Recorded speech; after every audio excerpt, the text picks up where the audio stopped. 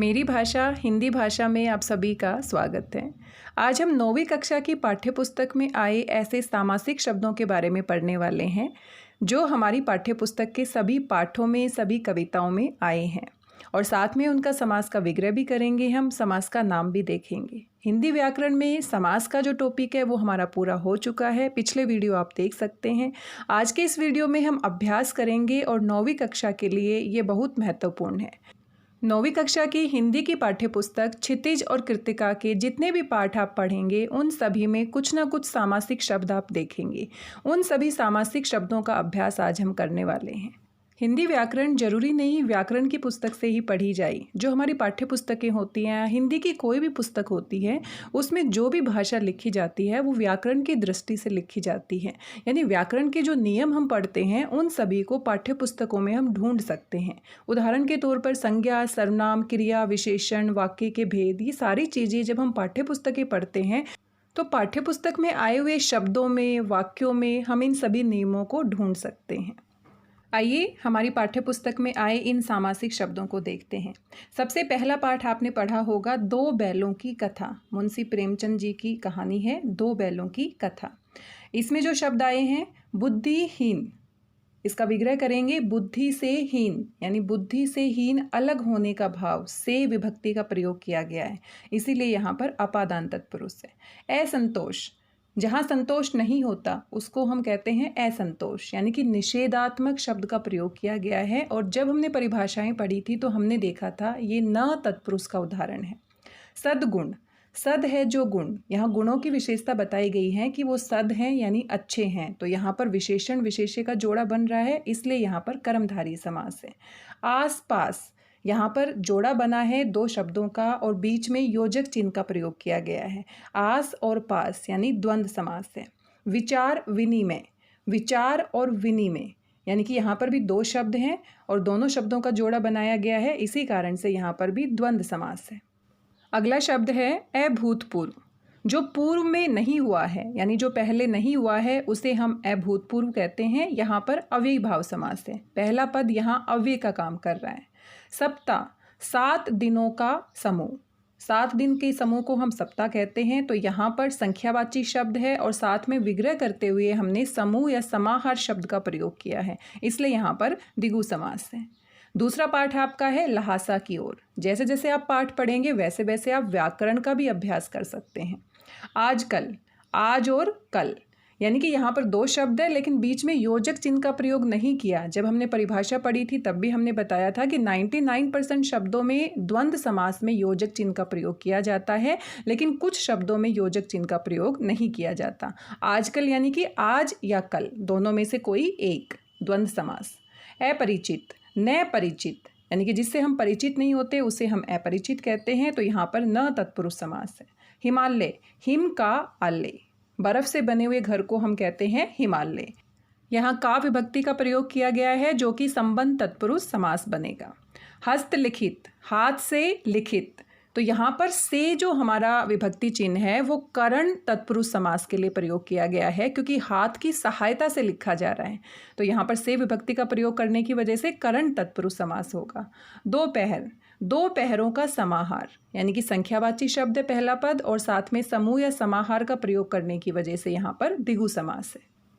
पाठ्यपुस्तक क्षितिज का तीसरा पाठ है उपभोक्तावाद की संस्कृति, जो 9वीं कक्षा के सिलेबस में अभी नहीं आता है, यहाँ से प्रश्न नहीं पूछे जाते हैं, लेकिन फिर भी इस पाठ में आए हुए सामासिक शब्दों को हम देख लेते हैं। जीवन शैली, यानी जीवन की शैली। अब यहाँ पर ध्यान से देखिए, जीवन और शैली के बीच में योजक चिन्ह का प्रयोग किया गया है, लेकिन ये जोड़े के अर्थ में नहीं है। यहाँ पर जीवन की शैली की बात की जा रही है, तो संबंध तत्पुरुष समास होगा। इन्हीं बातों का हमें ध्यान रखना है। सिर्फ हमें आंख बंद करके कोई ट्रिक या किसी मेथड को फॉलो नहीं करना, बल्कि परिभाषा को समझने की कोशिश करनी है। अनंत, यानी जिसका अंत नहीं हो, निषेधात्मक शब्द है, न तत्पुरुष समास होगा। गंगा जल, गंगा का जल, यानी संबंध तत्पुरुष समास है। अतिरिक्त, रिक्त से अलग या अलावा, अव्ययी भाव समास है। पूरा ही पद यहाँ अव्यय का काम कर रहा है और साथ में अति जो है वो भी अव्यय है। अशांति, यानी जहाँ शांति नहीं है, निषेधात्मक शब्द है, नकारात्मक शब्द है, तो यहाँ पर भी न तत्पुरुष समास है। अगला जो आपका पाठ है सांवले सपनों की याद। यहाँ पर हमारे शब्द हैं ऊबड़ खाबड़। तो ऊबड़ और खाबड़ जोड़े के रूप में प्रयोग किया जाता है, इसीलिए यहाँ पर ऊबड़ और खाबड़ द्वंद्व समास का उदाहरण है। ऊपर जो हमारा शब्द था जीवन शैली, वहाँ पर भी हमें द्वंद्व समास लग रहा था, लेकिन वहाँ पर हमारा संबंध तत्पुरुष समास था। आत्मकथा, आत्म की कथा, अपनी जो कथा होती है, यानी कि यहाँ पर संबंध तत्पुरुष समास है। असंभव, जो संभव नहीं है, न तत्पुरुष समास है। अगला जो पाठ है आपका, नाना साहब की पुत्री देवी मैना को भस्म कर दिया गया। असफल, यानी जो सफल नहीं है, न तत्पुरुष। राजमहल, राजा का महल, संबंध तत्पुरुष। वास स्थान, वास का स्थान, रहने का स्थान, संबंध तत्पुरुष। सेनापति, सेना का पति, संबंध तत्पुरुष।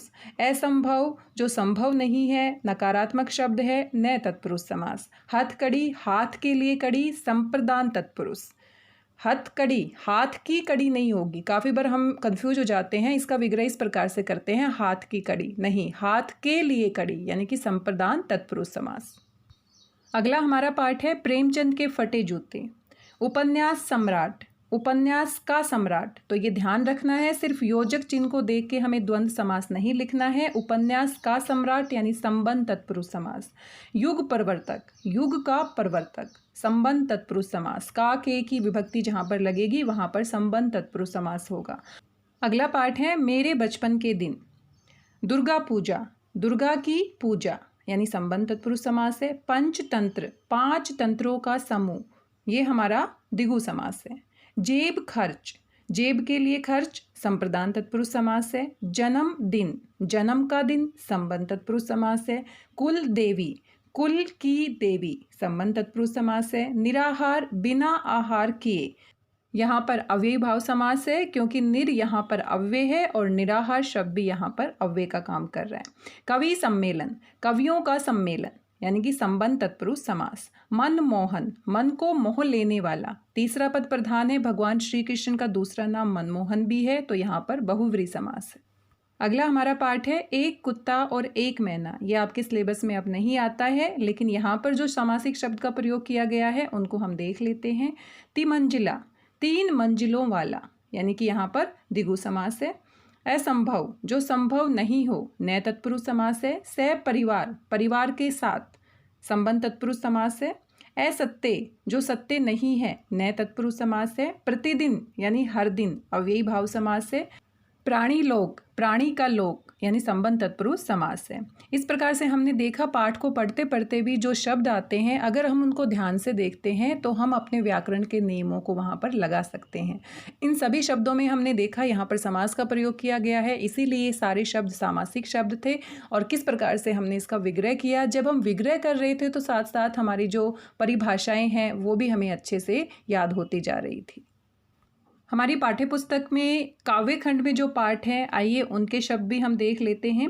सबसे पहला पाठ काव्य खंड में है साखियाँ और शब्द। ये कबीरदास जी का पाठ है। यहाँ पर भी बहुत सारे ऐसे शब्द हैं जिनमें समास है। मुक्ता फल, मुक्ता का फल, मुक्ता यानी मोती, मोती का फल, तो संबंध तत्पुरुष समास है। अनत, अनत मतलब किसी दूसरी जगह, न नत, न तत्पुरुष समास है। पखा पखी, पखा और पखी यानी पक्ष और विपक्ष, तो इसमें देखिए द्वंद्व समास है। यहाँ पर बीच में योजक चिन्ह का प्रयोग नहीं किया गया है, लेकिन दो विपरीत शब्दों का जोड़ा है, पखा पखी यानी पक्ष और विपक्ष। क्रिया कर्म, क्रिया और कर्म, यहाँ पर भी जोड़ा है, द्वंद्व समास है। समभावी, दूसरा पाठ है, ललद्यद के वाक हैं। समभावी, समानता की भावना, संबंध तत्पुरुष समास है। हिंदू मुसलमान, हिंदू और मुसलमान, द्वंद्व समास है। तीसरा जो हमारा काव्यखंड में पाठ है सवैये, देव के सवैये। इस पाठ से आपकी परीक्षा में प्रश्न नहीं पूछे जाते, लेकिन यहाँ पर शब्द हम देख सकते हैं। हरि छत्र, हरि का छत्र यानी संबंध तत्पुरुष समास है। मोर पखा, मोर का पखा यानी पंख, मोर पंख जो लगाए जाते हैं, संबंध तत्पुरुष समास है। पीतंबर या पीतांबर, पीला है जो अंबर, अंबर यानी वस्त्र, तो वस्त्र की विशेषता है कि वो पीले रंग के हैं, इसलिए यहाँ पर कर्मधारय समास है। अगर इसको हम इस प्रकार से विग्रह कर देते हैं, पीले हैं वस्त्र जिसके यानी कि भगवान श्री कृष्ण, तो यहाँ पर हमारा बहुव्रीहि समास बन जाता है। मुरलीधर, मुरली को धारण करते हैं, कौन धारण करते हैं? भगवान श्री कृष्ण, तीसरा पद प्रधान है, इसलिए यहाँ पर बहुव्रीहि समास है। भगवान श्री कृष्ण का दूसरा नाम मुरलीधर भी है। अगली हमारी कविता है कैदी और कोकिला। माखनलाल चतुर्वेदी जी की बहुत ही प्रसिद्ध कविता है, बहुत ही अच्छी कविता है। ब्रिटिश राज, ब्रिटिश का राज संबंध तत्पुरुष है। विद्रोह बीज, विद्रोह का बीज संबंध तत्पुरुष है। लोह श्रृंखला, लोहो की श्रृंखला संबंध तत्पुरुष समास है। तो लोहो श्रृंखला में बीच में योजक चिन्ह को देख के हमें कंफ्यूज नहीं होना है। लोहो से बनी श्रृंखला यानी कि लोहो की श्रृंखला, तो ये हमारा संबंध तत्पुरुष समास होगा। रण भेरी, रण की भेरी, रण होता है युद्ध और भेरी बजाना, तो युद्ध में जो बिगुल बजाए जाते हैं उनको हम कहते हैं रण भेरी, रण की भेरी संबंध तत्पुरुष समास है। अगली जो हमारी कविता है ग्राम श्री, जो आपके पेपर में नहीं आती है लेकिन यहाँ पर कुछ शब्द हैं जो सामासिक शब्द हैं, आइए इनको देखते हैं। देहावसान, देह का अवसान, देहावसान का अर्थ होता है मृत्यु को प्राप्त होना, देह को छोड़ देना, संबंध तत्पुरुष समास। भूतल, भूमि का तल संबंध तत्पुरुष समास।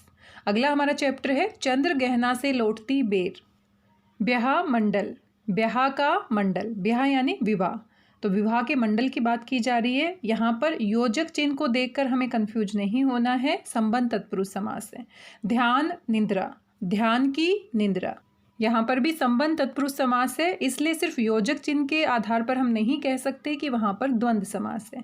अनगढ़, न गढ़ा हुआ, नकारात्मक शब्द है, न तत्पुरुष समास है। वनस्थली, वन की स्थली संबंध तत्पुरुष समास है। अगली हमारी कविता है मेघ आए। नाचती गाती, नाचती और गाती, यहाँ पर जोड़ा है, द्वंद्व समास है। दरवाजे खिड़कियाँ, ये भी जोड़ा है शब्दों का, दरवाजे और खिड़कियाँ द्वंद्व समास है। अगली हमारी कविता है यमराज की दिशा। यम राज, यम का राजा, यानी यम यहाँ पर मृत्यु का प्रतीक है, संबंध तत्पुरुष समास। बच्चे काम पर जा रहे हैं, राजेश जोशी जी की बड़ी ही अच्छी कविता है। इसमें शब्द देखते हैं रंग बिरंगे, रंग और बिरंगे द्वंद्व समास है।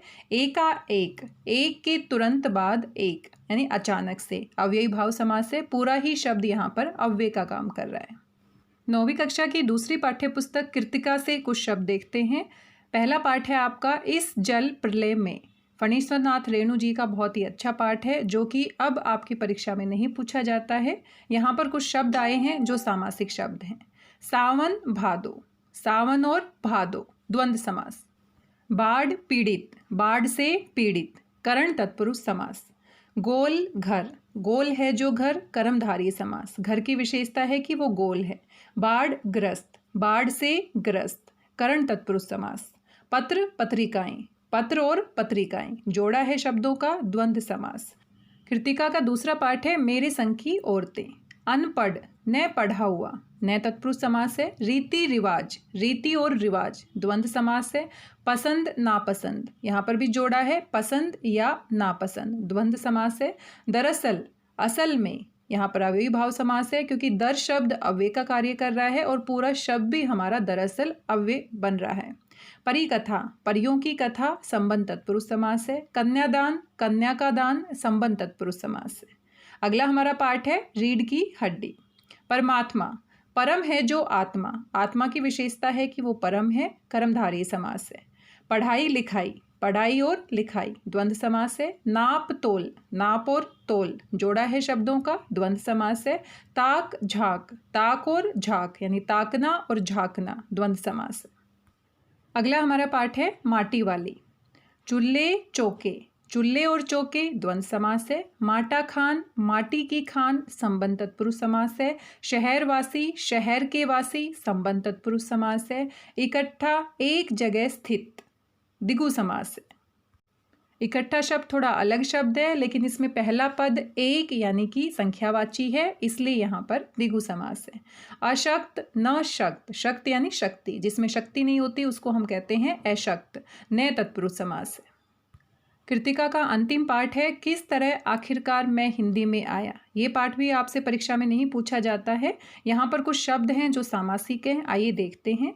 5 7, 5 या 7 द्वंद्व समास है। 30 40, 30 या 40 द्वंद्व समास है। घटना चक्र, घटना का चक्र संबंध तत्पुरुष समास है। अनुपस्थित नकारात्मक शब्द है, न उपस्थित यानी न तत्पुरुष समास है। अतुकांत यानी कि जो तुकांत नहीं है, न तत्पुरुष समास है। असाधारण नकारात्मक शब्द है, फिर से न साधारण जो साधारण नहीं है यानी कि न तत्पुरुष समास है।